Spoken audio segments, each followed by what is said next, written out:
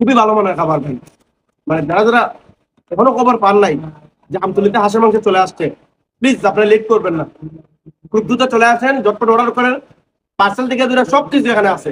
রাত 12টায় ফ্যামিলি নিয়ে বসে খাবেন, সেটাও পারবেন। কারণ আগে সাতচল্লিশে যখন এই হোটেলটা ছিল তখন কেউ মনে করে এখানে খাইতে পারতো না, রাত 12টা 11টায় রাতে ডিনারটা পাইতো না। তো এখন সাতচুরি হাঁসের মাংস এখন আমতলিতে আসতে পড়ছে, ডিনারটা আপনারা করতে পারবেন। যাক, খাওয়া দাওয়া শেষ করলাম। আমি আবার বেশি খাইতে পারি না, 3-4 প্লেটের বেশি আমার আবার ভিতরে যায় না। তো যাই খাওয়া দাওয়া করলাম, অনেক টায়ার্ড মনে হইতেছে, অনেক বেশি খাই ফেলাইছি। এর আগে যে সাতচুরি নিসর্গ হোটেলটা ছিল, এটার মধ্যে সেই সবসময় কেসে বসতো, তারা তো সবাই মুখটা চিনেন, এটা আর বলার কিছু নাই।